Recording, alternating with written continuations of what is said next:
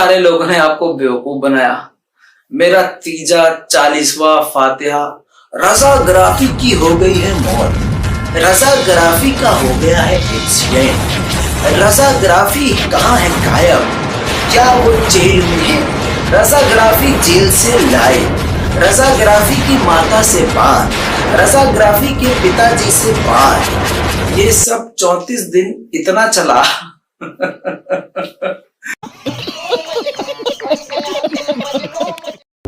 इतना चला कि ससुरा हमको लग रहा था कि एक आध महीना और गायब हो जाओ, हमको वैसे ही पूरी दुनिया में फेमस कर देंगे लोग।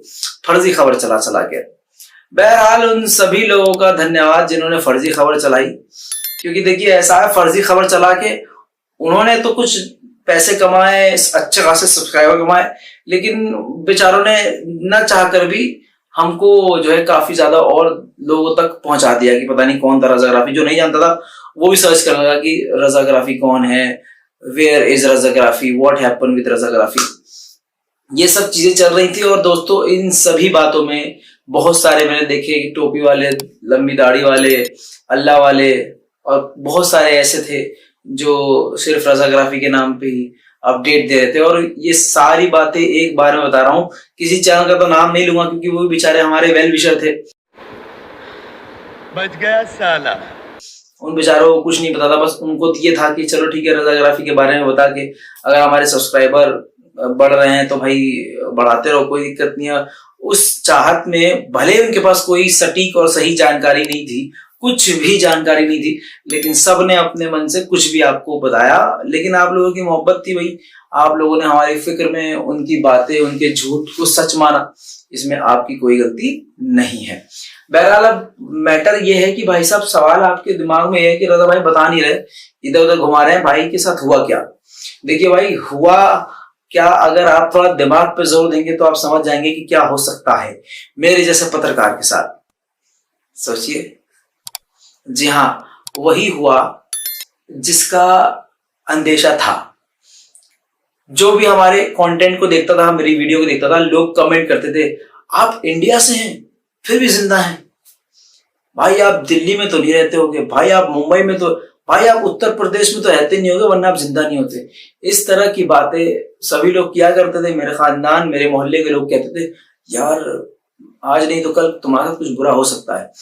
तो दोस्तों उन सभी की जो बातें थी वो सही साबित हुई और अचानक कुछ ऐसा हुआ। पहली बात तो मैं आपको बता दूं, जो लोग मुझसे इंस्टाग्राम पे जुड़े हुए थे, थोड़े जिन लोगों से मैं बात करता था, जिन लोगों से फोन पे बात करता था, उनको मैंने अपडेट दे दिया था, मतलब 34 दिन पहले ही, बल्कि 2 महीने पहले ही बता दिया था कि देखो मुझे व्हाट्सएप मत करो, मुझे फोन मत करो, क्योंकि मेरे फोन में कुछ चीजें ऐसी होने लगी थी जिससे मुझे लगता था कि मेरे फोन में पेगासस या कोई स्पाईवेयर डला हुआ है। फॉर एग्जाम्पल जो व्हाट्सएप था, व्हाट्सएप का अपने आप क्रैश हो जाना, और व्हाट्सएप के स्टेटस पे जो आई होती है बनी हुई कि देखते हैं जब हम किसने देखा, तो उसका ग्राफिक बहुत ही गंदे तरह का डिजाइन चेंज हो जाना। इसके अलावा अपने आप कॉल डिस्कनेक्ट हो जाना, अपने आप फोन बिना नोटिफिकेशन आए फोन के डिस्प्ले ऑन हो जाना। इसके अलावा कभी कभी कई सारे ऐसे फंक्शन थे जो अपने आप एक्टिव हो जाते थे। और ये सब आप सोच रहे हैं ये तो नॉर्मल है, नहीं, ये आईफोन में नॉर्मल नहीं है। आईफोन iOS दुनिया का मोस्ट सिक्योर्ड सिस्टम माना जाता है और आईफोन ज्यादातर लोग इसलिए यूज करते हैं, 2 पर्पस के लिए यूज करते हैं। एक तो भाई अपने स्टेटस के लिए और एक सिक्योरिटी और सेफ्टी के लिए। आपका भाई सिक्योरिटी और सेफ्टी और डेटा सेफ्टी के लिए यूज करता था आईफोन, अभी भी यूज करता हूँ।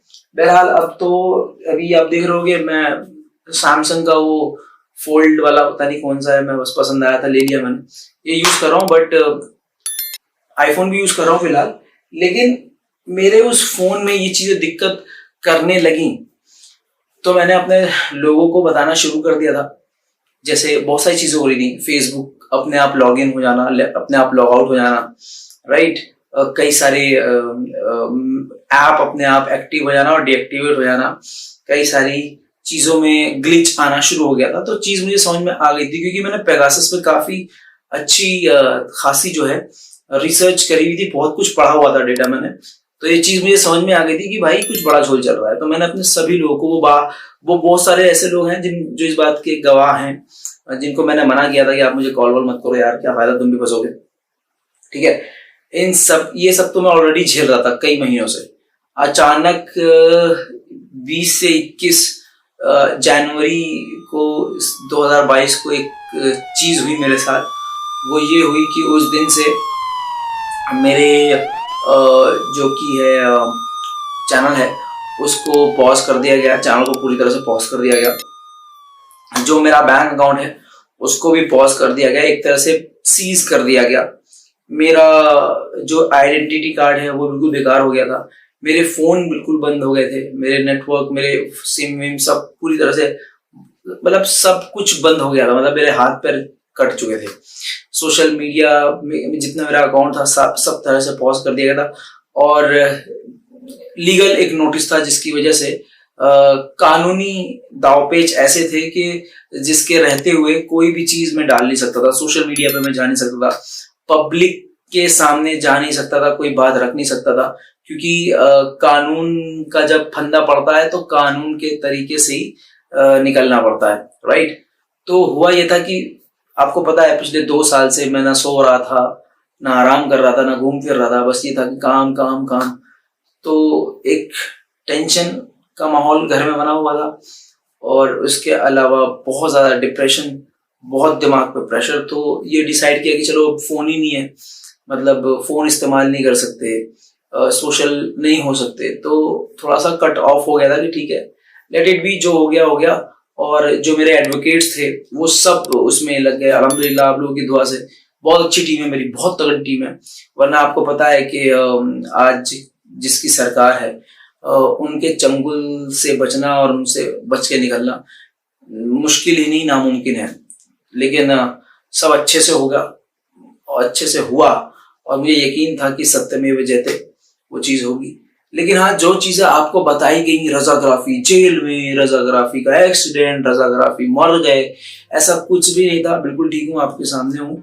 बहुत लोग कह रहे थे कि अबे भाई आप बड़े कमजोर हो के आए हो। भाई कमजोर नहीं, पहली बात तो ये कि इस 34-35 दिनों में जिम विम ज्वाइन कर लिया तुम्हारे भाई ने,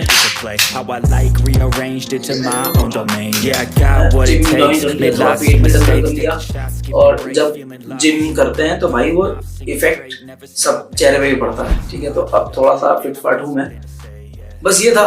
और लोगों ने हवा बनाया। अब सबसे बड़ा सवाल ये कि आपने अपडेट क्यों नहीं किया, आप पब्लिक को अपडेट कर सकते। देखिए, जो लीगल चीजें जो लोग समझते हैं वो इस बात को समझेंगे कि जब नोटिस आता है और जब चैनल को सीज कर दिया जाता है तो आप चाहकर भी कुछ नहीं करवा सकते और ना कर सकते। कानून का उल्लंघन हो जाता है, कानून के दायरे में रह के काम करना पड़ता है। कुछ वक्त के लिए समझ लीजिए मेरे हाथ पैर बन चुके थे, मेरे मुंह पर टेप लग चुका था। ये किया गया था, बहुत लोगों ने मुझे यही बताया अभी भी कि क्योंकि चुनाव थे भाई तो तुम ना बोलते तो ज्यादा बेटर था, तो मुंह बंद करने के लिए किया गया। और आप पर पहले से नजर थी, तो जैसा कि मेरे एडवोकेट, अभी मैं ये जिस वक्त शूट कर रहा हूँ इस वक्त मेरे पास एडवोकेट नहीं है और मैं अभी ऑफिस में नहीं हूँ, आप देख सकते हो मैं अपने घर पे शूट कर रहा हूँ। तो बहुत सारी चीजें ऐसी थी और अभी भी बहुत सारी चीजें ऐसी हैं जो मैं एक्सपोज नहीं कर सकता। बहुत बुरा वक्त था, बहुत ज्यादा बुरा वक्त था।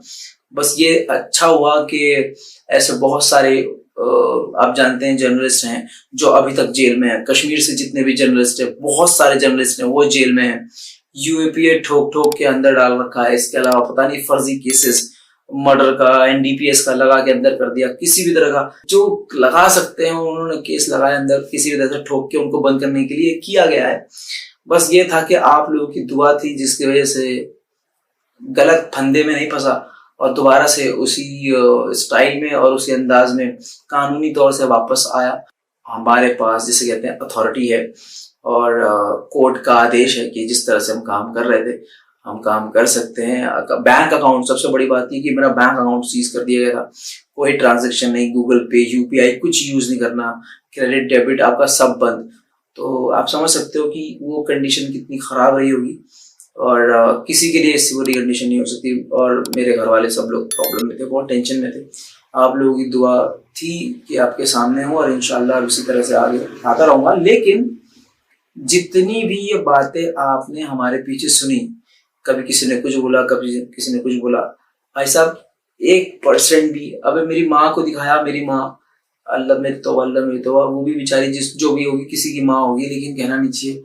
मेरी जो माता हैं, वो आप उनकी तस्वीर आप पहले देख चुके हैं। बहुत बहुत प्यारी मेरी माँ है, बहुत खूबसूरत, बहुत बेहतरीन, बहुत प्यारी मेरी माँ है। और पता नहीं किसी गांव देहात की फर्जी मतलब फर्जी तस्वीर लगा के इसी बुजुर्ग महिला को थंबनेल पर दिखा के कि रजा गराफी की माँ से हुई बात, रजा गराफी की माँ का रो रो का बुरा हाल, रजा गराफी की माँ बेहद परेशान, उन्होंने की मीडिया से बात। ऐसे कर करके आप लोगों को बेवकूफ बनाया गया। इसीलिए कहा जाता है कि कौन से यूट्यूबर पर भरोसा करें, वो ज़्यादा इम्पोर्टेंट है ये चीज़ देखने के लिए। दूसरी बात, मैं बहुत सारे यूट्यूबर्स के साथ कनेक्ट था, मिस्टर रिएक्शन वाला, इसके अलावा मेरे बहुत करीबी रमीज जिनका नाम है आप जानते हैं, उनको मैंने थोड़ा सा अपडेट दिया था जब ये सब हो रहा था मेरे साथ। बट क्योंकि मेरे एडवोकेट ने बोला कि ये खतरनाक हो सकता है, किसी को आप बताओ वो कुछ बोल दे और वो कानूनी बातचीत दुनिया के सामने चली जाए और एक अलग ही चीज बन जाए, इसलिए मैंने उन लोगों को मना किया कि भाई कोई भी पब्लिक में अपडेट आप न डालें। मैं इस चीज से फ्री होकर आके आपको बताऊंगा। बहुत लोगों ने फिक्र करी, उन सब के लिए मैं शुक्रगुजार हूँ जिन लोगों ने मेरे लिए दुआ करी। लिहाजा ये छोटी सी बात थी भाई जो मैंने आपको बताई, इसके अलावा और कोई बात है नहीं। अब मैं दूसरों की तरह 10 दिन लगा के आपको रामायण कहानी बढ़ा चढ़ा के तो बताऊंगा नहीं, लेकिन हाँ इस बीच में बहुत टेंशन में था, बहुत प्रॉब्लम में था। थोड़ा घर के अंदर ही मसला, थोड़ा बाहर ही मसला, चैनल को लेके मसला, बैंक अकाउंट को लेके मसला, मेरे दोनों फोन सीज पूरी तरह से, मतलब सिम बंद हो चुकी थी, काम नहीं कर सकता था, मैं अपने फोन को यूज नहीं कर पाता था, पब्लिक में जा नहीं सकता था, सोशल मीडिया पे आ नहीं सकता था, किसी और चैनल पे जा नहीं सकता था, इंटरव्यू दे नहीं सकता था, बाइट पे मतलब कुछ नहीं कर सकता था। तो ये चीजें मैंने 2-3 दिन पहले अपने एडवोकेट से समझी। तो शुरुआत में उन्होंने कह दिया कि रजा अब तुम समझ लो, छुट्टी पे हो, आराम करो।